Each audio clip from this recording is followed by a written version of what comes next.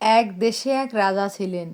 তিনি নিয়ত করলেন সুন্দর একটি মসজিদ বানাবেন, কিন্তু তিনি এক কঠিন শর্ত জুড়ে দিলেন। এই মসজিদ নির্মাণের কাজে কেউ কোনো সাহায্য করে শরিক হতে পারবে না। পুরো খরচ আমি একা দেব। মসজিদ নির্মাণ শেষ হলো। রাজা খুব গর্বের সাথে মসজিদের প্রধান ফটকে নিজের নাম বড় করে লিখে দিলেন।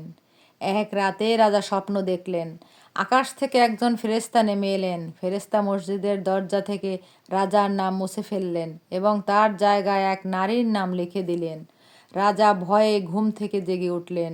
তিনি সৈন্যদের পাঠালেন দেখতে যে তার নাম ঠিক আছে কিনা। সৈন্যরা ফিরে এসে জানালো, মহারাজ, আপনার নাম লেখা আছে। রাজা ভাবলেন এটা হয়তো মনের ভুল। কিন্তু দ্বিতীয় রাতেও তিনি একই স্বপ্ন দেখলেন। তৃতীয় রাতেও একই ঘটনা ঘটল।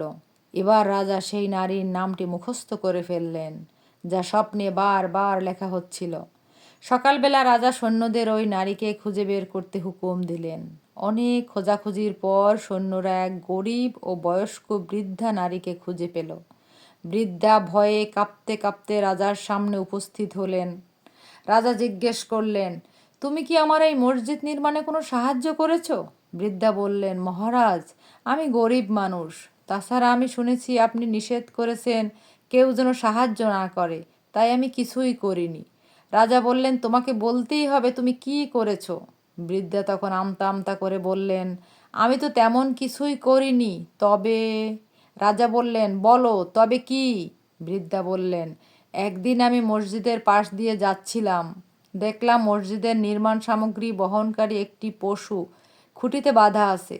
পশুটি খুব পিপাসার্ত ছিল এবং কাছেই রাখা পানির বালতি থেকে পানি খাওয়ার চেষ্টা করছিল, কিন্তু রশি ছোট হওয়ায় সে পানি পর্যন্ত পৌঁছাতে পারছিল না।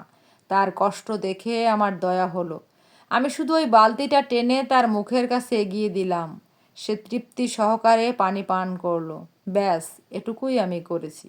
রাজা অবাক হয়ে বললেন, সুবহান আল্লাহ, তুমি আল্লাহর সন্তুষ্টির জন্য সামান্য একটু পানি পান করিয়েছ, আর আল্লাহ সেটা কবুল করে নিয়েছেন। আর আমি এত টাকা খরচ করে মসজিদ বানালাম শুধু রাজার মসজিদ নাম কামানোর জন্য, তাই আল্লাহ আমার কাজ কবুল করেননি। রাজা তখন তওবা করলেন এবং নির্দেশ দিলেন মসজিদের দরজা থেকে নিজের নাম মুছে ওই বৃদ্ধার নাম লিখে দিতে। তিনি ওই বৃদ্ধাকে সম্মানিত করলেন এবং তার বাকি জীবনের ভরণ পোষণের ব্যবস্থা করে দিলেন। রাসূল সাল্লাল্লাহু আলাইহি সাল্লাম বলেছেন, নিশ্চয়ই আমল নিয়তের ওপর নির্ভরশীল। লোক দেখানো বড় কাজের চেয়ে ইখলাসের সাথে করা ছোট কাজ আল্লাহর কাছে অনেক বেশি দামি। সুবহানাল্লাহ।